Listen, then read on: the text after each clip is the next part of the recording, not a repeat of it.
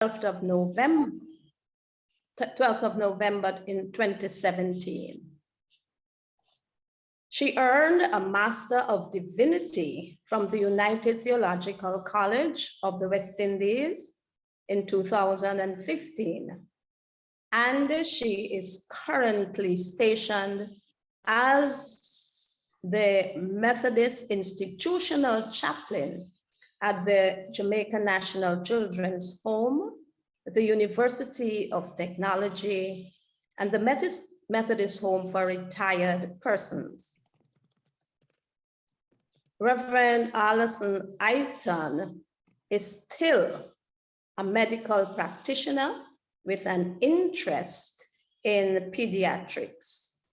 University of the West Indies, MBBS in 1990. She also holds a diploma in child health, and she's a justice of the peace with a concern for the resilience of families in crisis. And she serves as a member of the Kingston and St. Andrew Child Diversion Committee in Jamaica. Alison is quite qualified to speak because for herself, she has been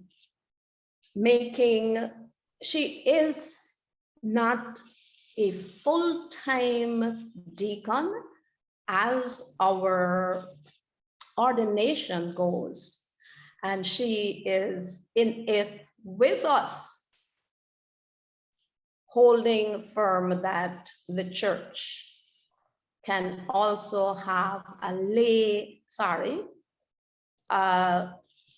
just like a local diaconal ministry. Here is Alison, Dr. Reverend Alison Iton. One last thing, she is a child of God. God bless you.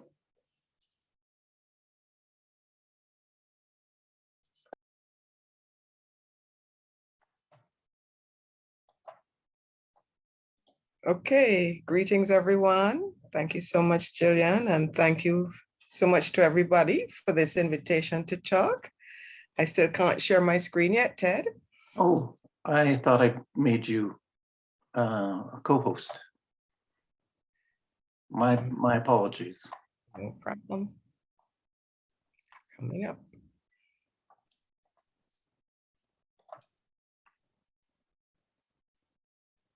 Should work now. Yes. Okay, let's move this. Slideshow from the beginning. Move this. Okay. So today I'm going to be sharing a Caribbean perspective of Diakonia. And I'm going to share a historical perspective first and then bring you into today's reality with its opportunities and challenges. Okay. So we always start with Nathaniel Gilbert. And due to this gentleman's ministry in Antigua in 1760, and others across the Caribbean, a Methodist mission was inaugurated in 1786 in the West Indies under the auspices of the Reverend John Wesley. In regards to Jamaica, Elsie Beamond and Muriel Ellis, Jesse Carriage were our first deacons. Jesse Carriage and Muriel Ellis, let me just move this, would be the first two deaconesses to arrive in Jamaica in 1928 at the request of the Jamaica Mission Women's League, one to help with social work and the other to train young people for service in the church.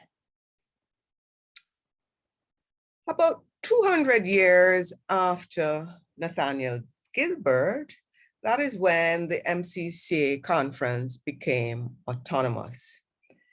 Out of that modest seed planted in Antigua, we were inaugurated in 1967 with 7 participating districts, and now currently 8 districts, and in alphabetical order: the Bahamas, Turks and Caicos, Belize, Honduras, Guyana, Haiti, Jamaica, Leeward Islands, Panama, Costa Rica, and the South Caribbean districts.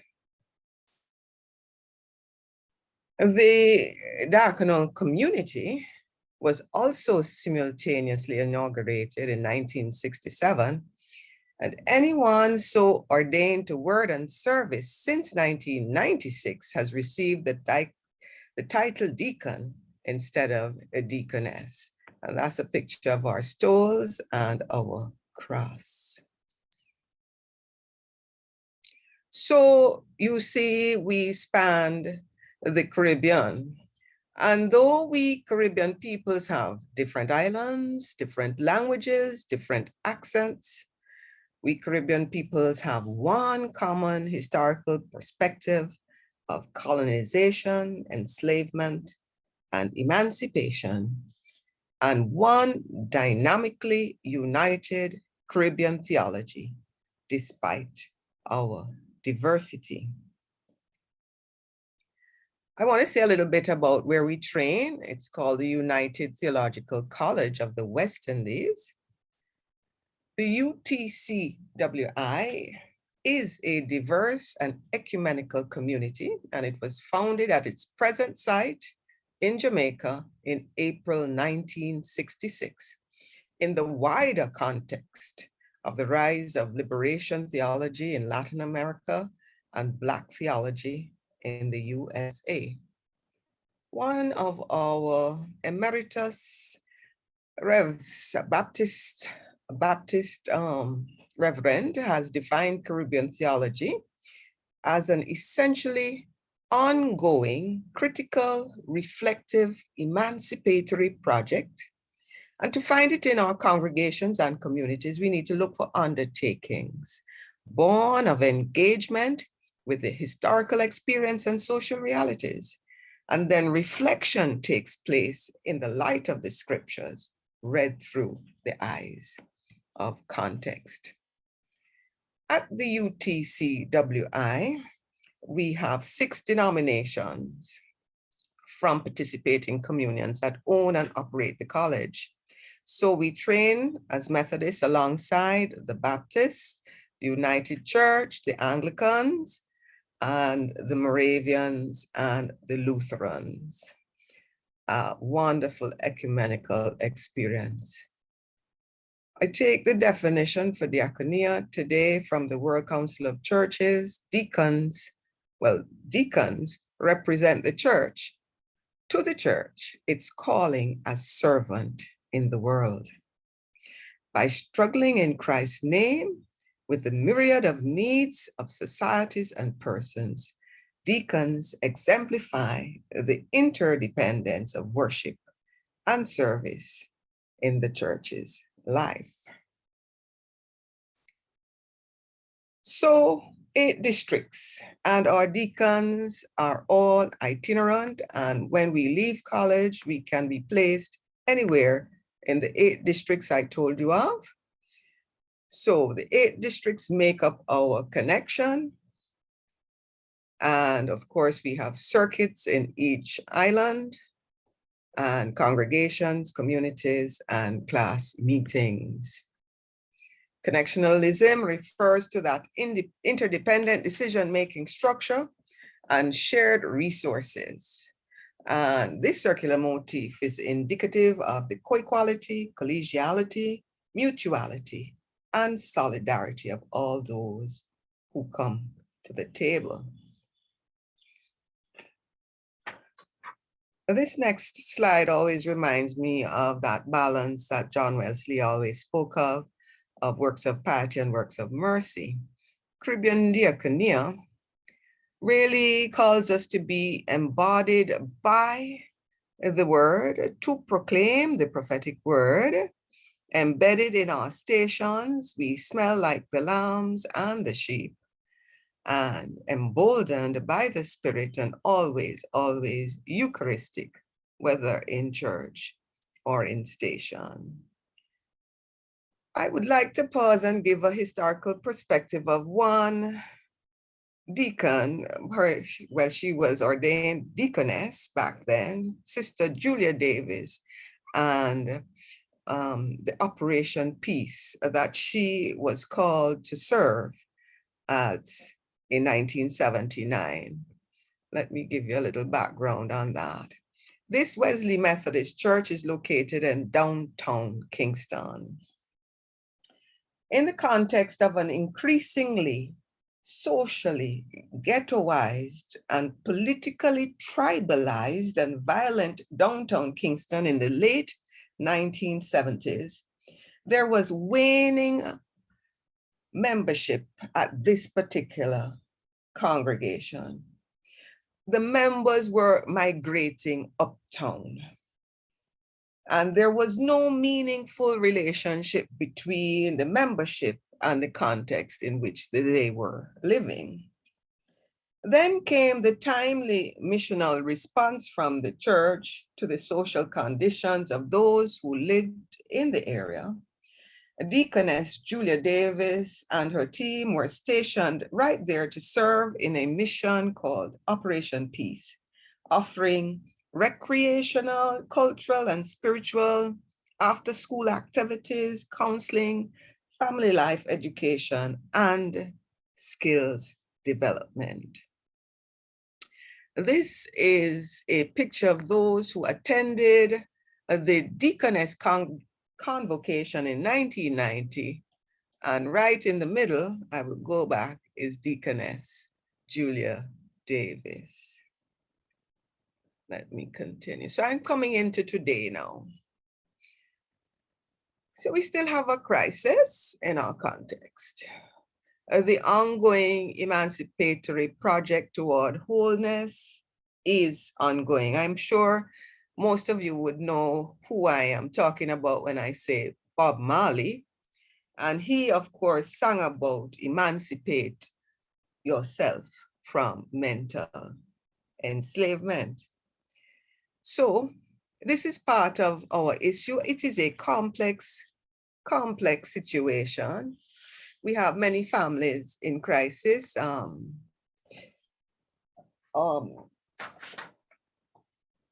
Tracy, that came to Dove, would have heard a lot more about what has been happening in Jamaica and some of the Caribbean countries. We have many marginalized males involved in violent gangs, drugs, didn't get too far educationally looking for jobs. Some are coming back out of prison, lots, living in poverty and in need of care. We have marginalized females, single mothers, who have experienced abuse. Some get drawn into human trafficking, seeking jobs, living in poverty, in need of care. And of course, marginalized boys and girls exposed to the toxic stress in childhood and not many opportunities for resilience. So lots of work, waiting for the church to make a difference. And of course, our environment and climate, I do not want to leave those out. So in 2006, they, reviewed our constitution. And so the aim and objectives of our diaconal ministry is really, as a communion, we are called to the evangelistic and social mission of the church. The objective is really through service to promote human wholeness by presenting the liberating Christ through an evangelistic and social witness, placing special emphasis on the children and young people.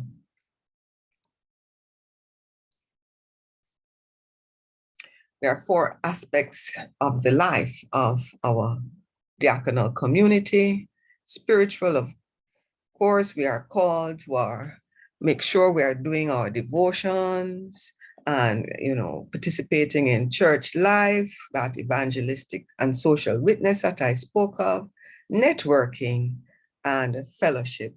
We need to keep in touch with one another, encourage one another, check up on one another, and the fellowship needs to be real. Pray for one another. Fellowship needs to be real.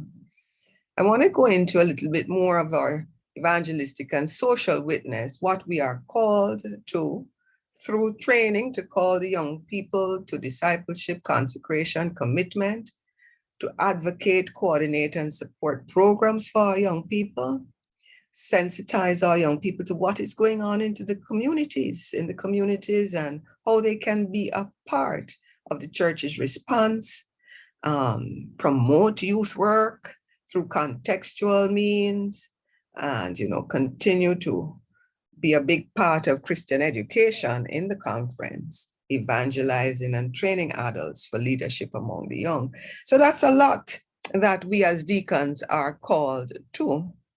But there are many challenges that we face, and I'm going to talk just a little bit more about our Jamaica district. When David spoke a few weeks ago, he really did sum up. There are so many similarities between what is happening abroad and right here in the Caribbean. Our Jamaica Methodist District has 27 circuits and 171 churches and Methodist schools at the secondary and tertiary levels, primary schools and preschools.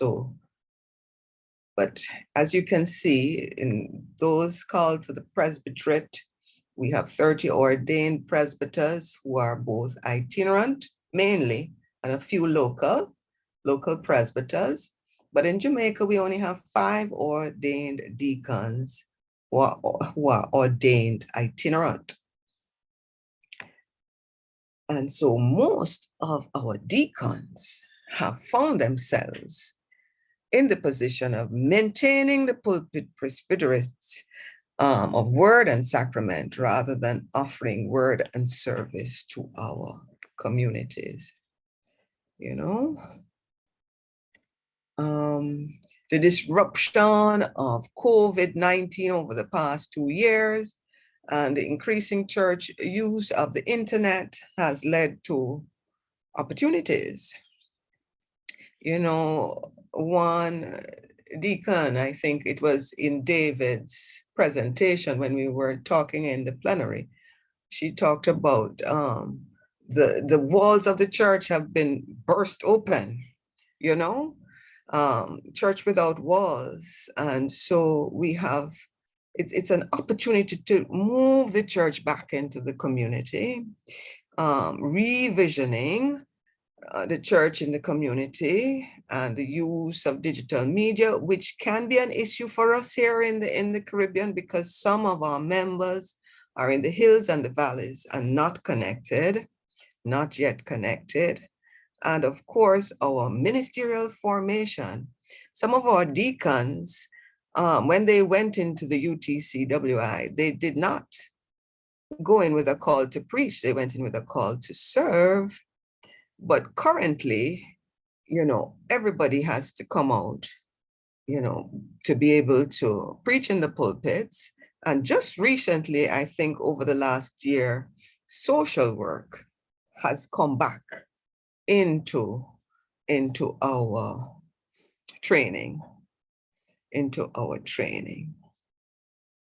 So some of the challenges and the strategies, the opportunities. This what the president of our college right now, Dr. Oral Thomas, calls the theology of identity for our deacons in context, who we are, where we are, what we know, really should play a part in our ministry, how we are stationed. Our challenges right now, fewer persons answering the call to a ministry at all, including the itinerant diaconate, oversubscribed deacons in blurred stations. Are we really serving? Lack of funds and other resources for mission. And we have now the challenge that many of the circuits and the congregations cannot fund a diaconal station across the island. Anyway, even though we only have 5 deacons, many of our churches cannot fund a deacon in the station. Of course, that lack of courage, social justice issues in the public square, and a tendency towards denominationalism and districtism. Strategies.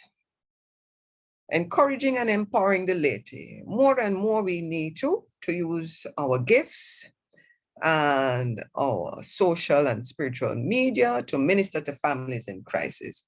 And then, are you hearing God's call to more? And one of the debates right now in our communion, is there a space for the local deacon as well as the itinerant deacon? We need, of course, to try to delineate some of the diaconal stations in the districts and the circuits some more, so that we can indeed, interact, serve the members and the communities in which we are stationed. More true partnerships in mission. Quite often in the Caribbean, we are holding out our hands for help, but more true partnerships. We could indeed exchange more, across as we network. More courage, of course, social justice issues in the public square. I think all across the world, we need that courage by the power of the Spirit, and the connectionalism, ecumenism, and the networking with our diaconal partners. Right now, I am partnering with the Minister of Justice with the restorative justice work they are doing and child diversion work they're doing. We have 12 to 18-year-olds that sometimes run afoul of the law, and instead of putting them into juvenile detentions, prisons, we are working child diversion to give a second chance.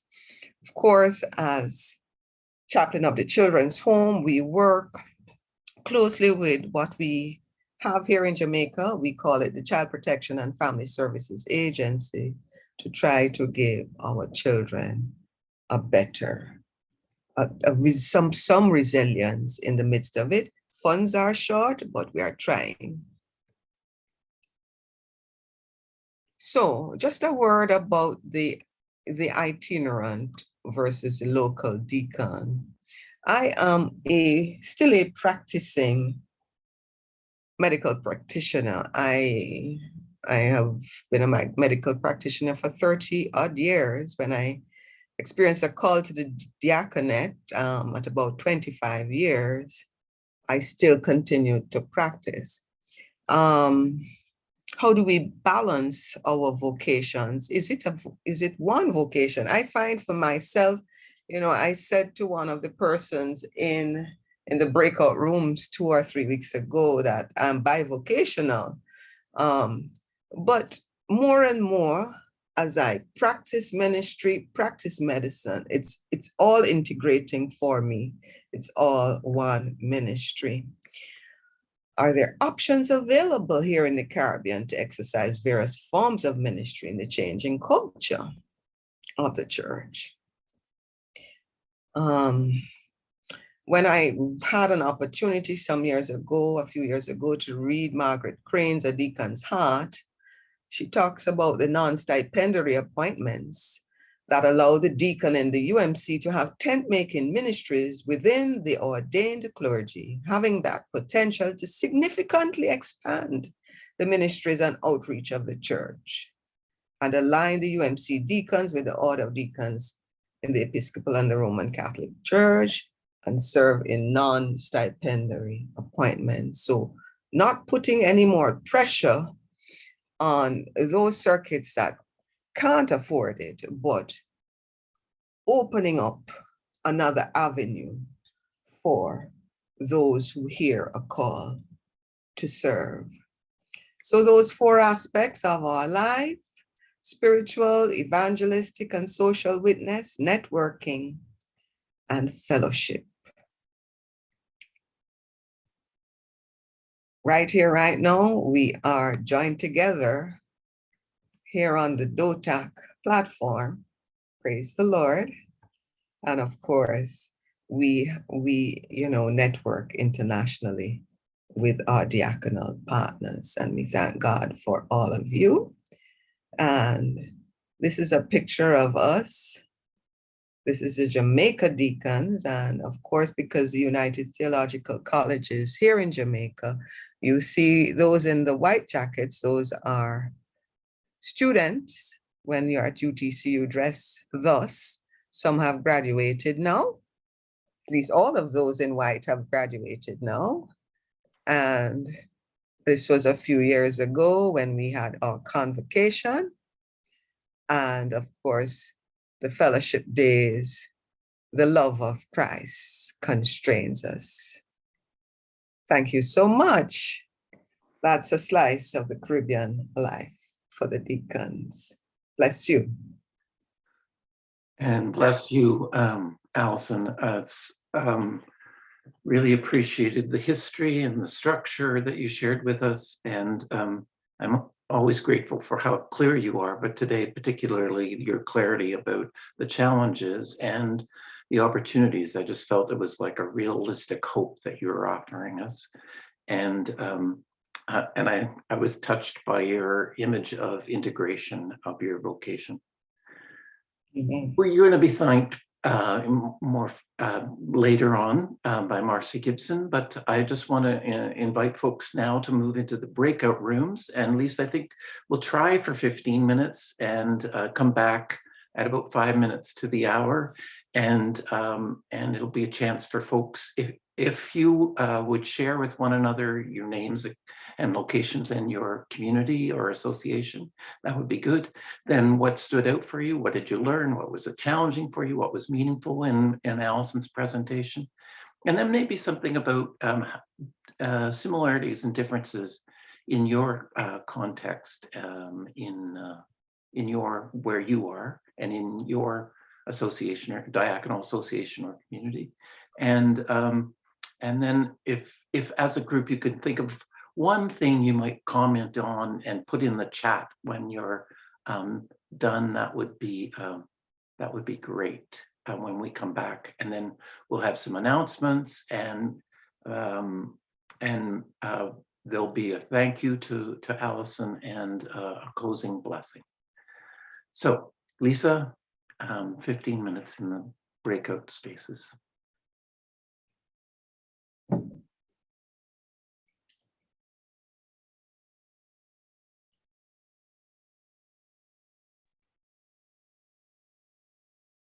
I am Elizabeth Felix in Trinidad.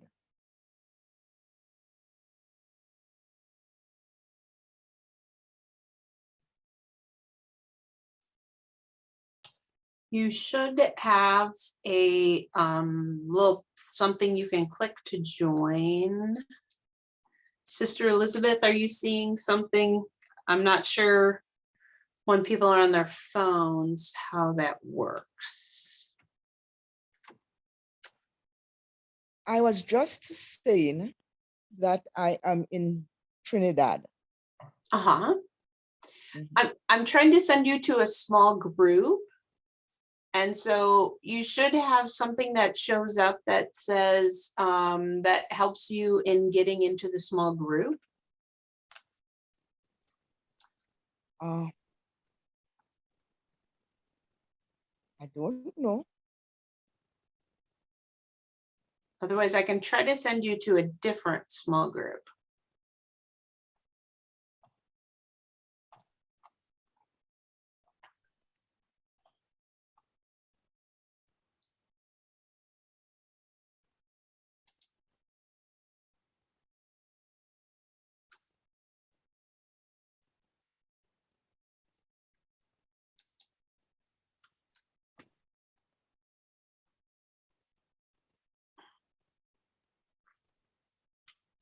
You know, Ted, sometime I should call in on my phone to see what it looks like.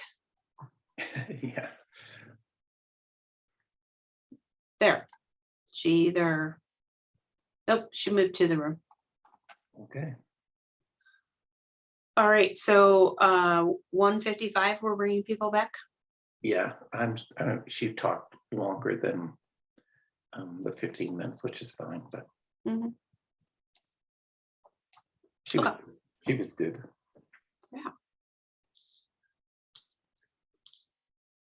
Yeah, I'm always interested in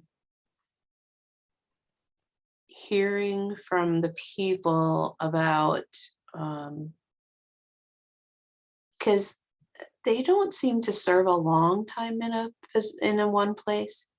No, that's part of the Methodist tradition. Like it And seems I- like it's shorter than here in the US, like it's 7 to 10 years, it feels like, but there seems so much shorter. Well, when my back in the day, when I was younger, I had friends who were Methodist, and he was Methodist, and she was United Church, and they went down to the States so that he could move out of the diaconate and become an elder. And it was typically less than 4 years, and they're in where they were. I can't imagine what that would be like as a human being to be moved every 4 years. And it doesn't seem like, it seems like it takes longer to get ministry going.